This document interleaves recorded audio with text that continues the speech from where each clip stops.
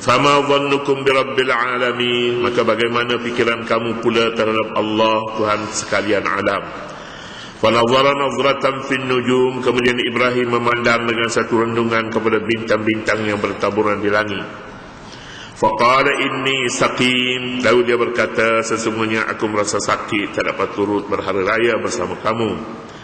Fatawallau anhu mudbirin, setelah mendengar kata-kata itu mereka berpaling meninggalkan dia. Faragha ila alihatihim faqala ala ta'kulun, lalu dia, yakni Ibrahim, pergi kepada berhala-berhala mereka secara bersembunyi, serta dia bertanya kepada berhala-berhala itu secara mengejek, mengapa tidak makan? Mengapa kamu tidak makan? Malakum la tamtiqun, mengapa kamu tidak menjawab? Faragha alaihim darban bil yamin, lalu dia memukul berhala-berhala itu dengan tangan kanannya sehingga pecah berkecai. Faqbalu ilaihi yazifun, setelah kaumnya mengetahui hal itu maka datanglah mereka beramai-ramai kepadanya. Qala ata'buduna ma tanhitun, bagi menjawab bantahan itu dia berkata, patutkah kamu menyembah benda-benda yang kamu pahat? Wallahu khalaqakum wa ma ta'malun, padahal Allah yang menciptakan kamu dan benda-benda yang kamu perbuat itu. Ayat-ayat yang kita baca ini berkenaan dengan kisah Nabi Ibrahim AS dalam dakwahnya, satu kisah yang bersejarah. Kisahnya begini, kisahnya Nabi Ibrahim AS seperti yang kita selalu sebutkan, ini dialah bapa tauhid. Bapa tauhid. Pada zaman keluarganya merupakan orang-orang berhala, penjual berhala ke ataupun apa-apa sajalah. Nabi Ibrahim AS setelah dia berkata kepada bapa dia, menyeru kepada agama tauhid ini, dia kata, qala li abihi wa qaumihi madza ta'budun, dia bertanya bapa dia, apakah yang kamu sembah? Adakah kamu sembah itu Tuhan yang selain dari Allah, semata-mata kamu mutablikkan kebenaran? Kerana Allah, kerana Tuhan yang kamu sembah itu tidak dapat berbuat apa-apa kepada kamu. Sekarang Nabi Ibrahim bertanya, apa pandangan kamu pula bila berjumpa dengan Allah Subhanahu Wa Taala nanti? Bagaimana kamu boleh jawab? Kamu sembah kayu, patung-patung yang kamu ukir, kemudian berhala yang kamu sembah itu tidak dapat berbuat apa-apa kepada kamu. Kerana yang boleh menentukan sesuatu terhadap kamu ialah Allah Rabbul Alamin. Jadi kalau begitunya, bagaimana kamu nak jawab ketika Allah bertanya kepada kamu tentang patung ini yang tidak berbuat apa-apa, tidak makan, tidak minum, tidak boleh memberi manfaat, tidak boleh memberi mudarat. Itu dakwahnya yang pertama. Kata-kata ini sangat berat kesannya kepada bapa dia, kerana ini maknanya, ini kalau kita sebut sekarang ni, anak dia telah menghina berhala. Menghina berhala yang mereka puja dan mereka sembah, dan seluruh mereka bukan hanya bapa dia tetapi orang di belakang ni, di belakang bapa dia ini ramai lagi orang lain. Sudah tentulah cabaran Nabi Musa, Nabi Ibrahim AS ini cabaran yang sangat besar. Pada suatu hari pesahnya, Nabi Ibrahim diajak oleh bapaknya dan kaumnya bersama-sama dalam satu majlis perayaan. Perayaan itu dipercayai perayaan Hari Nairuz. Hari ini pun di Iran perayaan ini dihidupkan secara besar-besaran. Boleh jadi dia Hari Nairuz ini hari Majusi lah, perayaan dalam agama Majusi.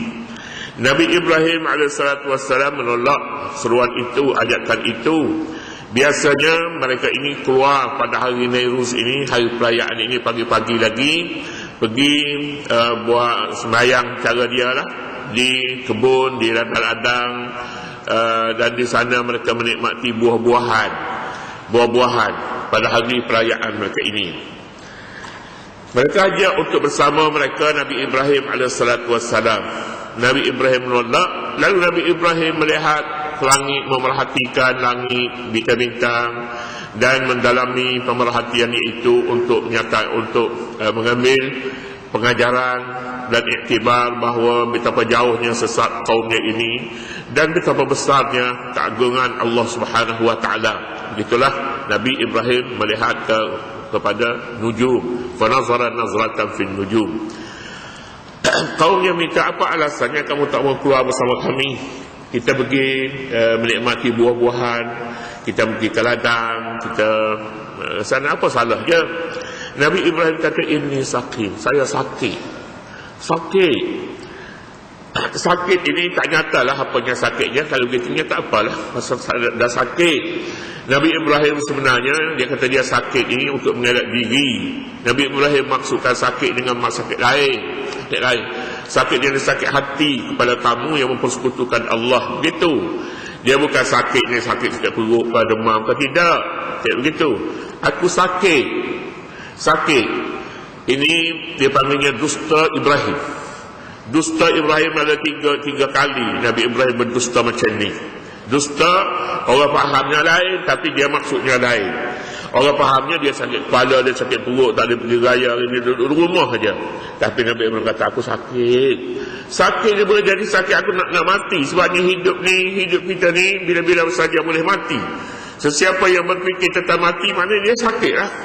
Sakit. Tak apalah, mereka pun pergilah, fatawallau anhu mudbiri, mereka pun pergi tinggallah Ibrahim seorang-seorang. Ibrahim bila tinggal di rumah, dia masuk ke dalam gereja,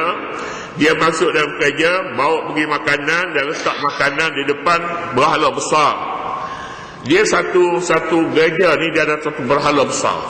Berhala kecil tu adalah diatur berhala kecil-kecil. Nabi Ibrahim kebetulan orang lain semua pergi hari raya, dia masuk ke dalam tu, dia bawa kapak besar dan makanan-makanan letak depan berhala. Ra ini pergi secara sembunyi, senyap-senyap masuk, menyelinap masuk. Ra faragha alaihim, raga maknanya menyelinap masuk. Sebab nak masuk dalam gereja yang berkunci ini bukan main-main ini. Nanti pula budak-budak tengok, budak-budak bising. Bila masuk bawa makanan, Nabi Ibrahim letak depan ketua bagi berhala tu, letak depan. Dia kata makanlah. Dia suruh berhala tu makan. Berhala dia makan. Dia kata apa, dia tak ada apa-apa, dia diam saja. Diam. Kata Nabi Ibrahim kata, Allah tak perlu, sila makan. Allah tu maknanya dengan satu perkataan lembut. Bila kita nak persela orang makan, makanlah. Itu tak baik, tak betul. Ini raja bagi segala berhala ni, raja berhala. Allah tak perlu, sila makan. Kemudiannya berhala senyap, tak ada apa-apa. Dia buat dak katanya. Padahal dia buat kenyang, padahal tak makan lagi. Tak makan, dia buat kenyang katanya. Dia memang pun dia tak reti kenyang, lapar, berhala. Allah tak perlu. Nabi Ibrahim kata, malakum tantikum, pasal apa tak cakap? Cakaplah kalau kenyang, kalau lapar, makanlah. Allah tak perlu, malakum la tantikum, kenapa tak cakap? Bila tak cakap, Nabi Ibrahim AS angkat kapak besar dia pukul sehingga pecah berhala-berhala yang dalam tu. Yang kecilnya, yang besarnya dipukul. Kemudian dia ambil kapak, dia letak atas belakang, raja berhala yang besar sekali. Kapak dia pun keluar. Bila kaumnya balik, fa'aqbalu ilaihi faragha alaihim darban bil yamin. Lalu dia pukul dengan tangan kanan ni paling kuatlah, pukul pecah. Bila ramai orang balik, segera orang menghadap tengok, berselera berhala, pecah habis. Hak kecil, hak besar, raja pun pecah habis, dia pecah kepala. Ni kerja Ibrahim. Sakit apa? Kata kamu sakit, tak boleh pergi bersama kami. Sakit apa ni? Tipu.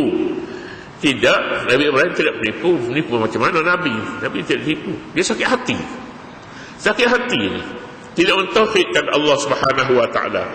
Bila orang lain balik semua sekali, datang beramai-ramai, tak ada orang lain tinggal di rumah, Ibrahim saja yang adanya.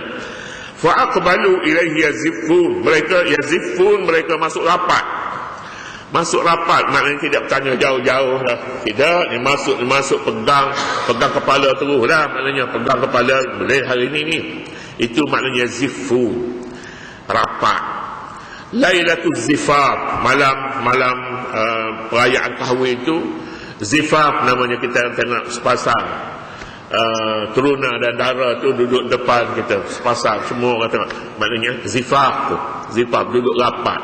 Sebelum ni orang tak tengok duduk rapat macam tu, bersanding begitu, tak. Yang aqbalu ilaihi yazifun, puak-puak mereka pun balik masuk rapat dengan Nabi Ibrahim AS. Ibrahim tanya dulu.